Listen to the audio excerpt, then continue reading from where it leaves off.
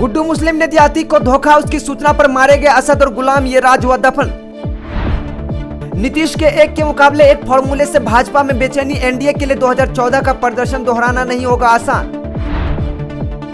बिहार में जहरीली शराब से रुक नहीं रही मौतें, क्या अब शराबबंदी हटाएंगे नीतीश कुमार।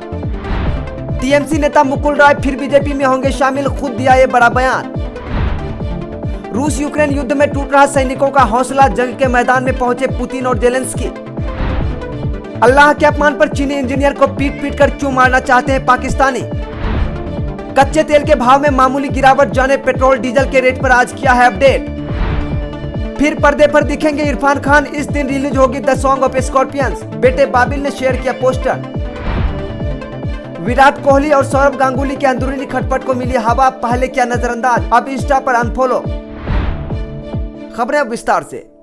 अतीक और अशरफ के मारे जाने के बाद सबसे ज्यादा चर्चा गुड्डू मुस्लिम की है। दरअसल अशरफ के जो आखिरी शब्द गुड्डू मुस्लिम था, वह गुड्डू मुस्लिम के बारे में क्या बताना चाहता था, यह राज अब हमेशा हमेशा के लिए दफन हो गया है। लेकिन चर्चा है कि गुड्डू ने अतीक को अंतिम समय में धोखा दिया है। चर्चा है कि अशरफ यही बात कहना चाहता था, उससे ठीक पहले उसे गोली मार दी गई। गुड्डू की सूचना पर एसटीएफ ने असद और गुलाम को मार गिराया था। जिस दिन से असद और गुलाम का एनकाउंटर हुआ, उस दिन से अफवाह उड़ रही है कि पुलिस ने गुड्डू मुस्लिम को पकड़ लिया है। उसके कभी झांसी, कभी अजमेर और कभी नासिक में होने की बात कही गई। गुड्डू मुस्लिम के डबल क्रॉस करने की अफवाह उस दिन से उड़ी जिस दिन अतीक और अशरफ की हत्या हुई थी। कालविन अस्पताल में 15 अप्रैल की रात मीडिया कर्मियों ने अतीक और अशरफ से पूछा था कि वे असद के जनाजे में क्यों नहीं गए। अतीक ने उत्तर दिया, नहीं जाने दिया गया, नहीं गए। इसके ठीक बाद अशरफ बोला कि बात यह है कि गुड्डू मुस्लिम, इस शब्द के पहले ही अतीक के सिर में गोली मार दी गई, फिर अशरफ के सिर में गोली मार दी गई। उसका वाक्य पूरा नहीं हो पाया। इस आखिरी शब्द की पूरे प्रदेश में चर्चा है। मीडिया कर्मी जब असद के जनाजे में जाने की बात कर रहे थे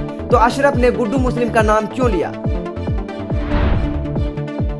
विपक्षी एकता की पहल के लिए मुख्यमंत्री नीतीश कुमार एक के मुकाबले एक का फॉर्मूला राजग को डराता है तो महागठबंधन को उत्साहित भी करता है। 2014 लोकसभा चुनाव में पड़े वोटों की गिनती कर महागठबंधन उत्साहित है। दूसरी तरफ राजग अभी से काट खोजने में लगा है। हिसाब यह बनता है कि 2024 के चुनाव में अगर भाजपा के उम्मीदवार के मुकाबले विपक्ष की ओर से एक उम्मीदवार दिया गया है और राजद, जदयू, कांग्रेस और वाम दलों के वोट एक साथ आ गए तो भाजपा को अपनी 17 सीटों के अलावा एकीकृत लोजपा की 6 सीटों को बचाने में परेशानी होगी। इस समय भाजपा को लोजपा के दोनों गुटों के अलावा राष्ट्रीय लोक जनता दल का साथ मिला है। यही समीकरण 2014 में था। अंतर सिर्फ यह है कि रालोसपा का नाम बदलकर राष्ट्रीय लोक जनता दल हो गया है। एक उम्मीद विकासशील पार्टी से है। 2014 में पार्टी नहीं बनी थी। हालांकि इसके संस्थापक मुकेश सहनी भाजपा के साथ थे। अभी वह दुविधा में है। बिहार में जहरीली शराब से मौतों का सिलसिला थमने का नाम नहीं ले रहा है। मोतिहारी जिले में 30 लोगों की मौत हुई है और इसके बाद बिहार के मुख्यमंत्री नीतीश कुमार ने यू टर्न लेते हुए मृतकों के परिजनों को 4-4 लाख रुपए के मुआवजे का ऐलान किया है। हालांकि पिछले साल नीतीश कुमार ने कहा था कि मृतकों के परिजनों को मुआवजा नहीं दिया जाएगा, लेकिन उनके हालिया बयान के बाद सवाल उठ रहा है कि बिहार में शराबबंदी बंद करने पर भी नीतीश कुमार विचार करेगी। नीतीश कुमार ने हाल ही में मुआवजे का ऐलान करते हुए कहा कि मृतकों के परिजनों को लिखित में शराबबंदी का समर्थन करना होगा, साथ ही बताना होगा कि परिवार का कोई भी सदस्य भविष्य में शराब नहीं पिएगा। उन्होंने कहा कि मृतक के परिजनों की सरकार की तरफ से 4-4 लाख रुपए की मदद दी जाएगी। टीएमसी के वरिष्ठ नेता मुकुल राय ने कहा है कि बीजेपी में शामिल होंगे। कृष्णनगर उत्तर से टीएमसी विधायक ने एबीपी आनंदा से बातचीत में कहा है कि मैं दिल्ली में गृह मंत्री अमित शाह और बीजेपी अध्यक्ष जेपी नड्डा से मिलूंगा। मैं बीजेपी में वापस जाऊंगा। मैंने शुभ्रांशु यानी उनके बेटे और पूर्व टीएमसी विधायक से भी फोन पर बात की है। उन्हें भी बीजेपी में शामिल हो जाना चाहिए।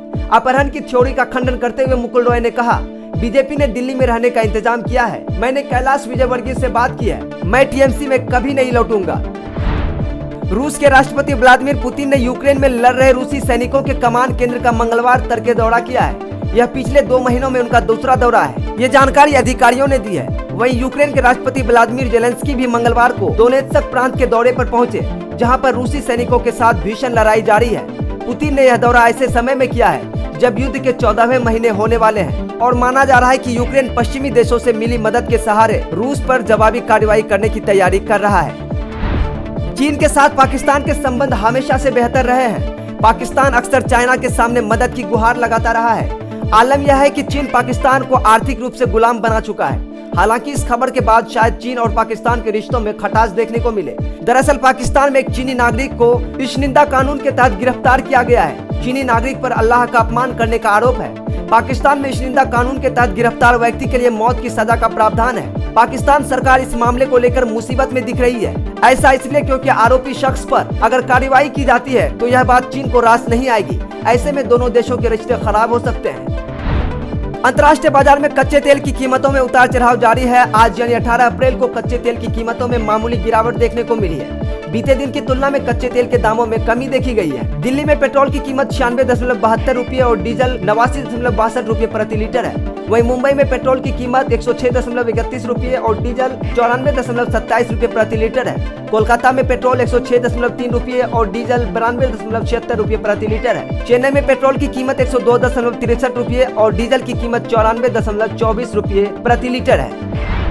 इरफान खान भले ही अब इस दुनिया में नहीं है, लेकिन फैंस के दिलों में आज भी जिंदा है। एक्टर ने अपनी फिल्मों से चाहने वालों के मन पर कई अमिट यादें छोड़ दी है। तो इरफान को मिस करने वाले फैंस खुश हो जाइए, क्योंकि आपके लिए एक बड़ी खुशखबरी आई है। एक्टर की आखिरी इंटरनेशनल लेवल की film the song of scorpions release होने वाली है। इरफान खान के फैंस उन्हें कितना चाहते हैं, इस बात का सबूत देता है ये ट्रेलर। एक्टर के बेटे बाबिल खान ने इस फिल्म का पोस्टर अपने इंस्टाग्राम पर शेयर किया और कैप्शन लिखा, प्यार, धोखा और एक गाना, हैशटैग के साथ लिखा द सॉन्ग ऑफ स्कॉर्पियन। इसी के साथ उन्होंने बताया कि फिल्म का ट्रेलर कल रिलीज किया जाएगा। इसी के साथ बाबिल ने यह भी बताया कि फिल्म थिएटर्स में 28 अप्रैल को रिलीज होगी।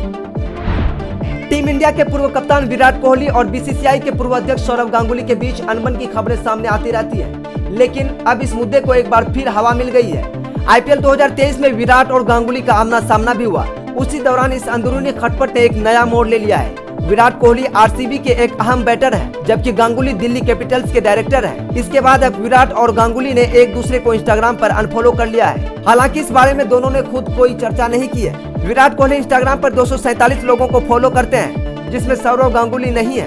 वहीं सौरव गांगुली की बात करें तो उनके 30 लाख से अधिक फॉलोअर्स हैं और वह 106 लोगों को फॉलो करते हैं। उनकी फॉलोइंग लिस्ट में विराट कोहली का नाम नहीं है। वह बात करें आज की तापमान की, तो दिल्ली के आज की तापमान 37 डिग्री सेल्सियस, आर्द्रता 26% और हवा की सामान्य गति 16 किलोमीटर प्रति घंटा रिकॉर्ड की गई।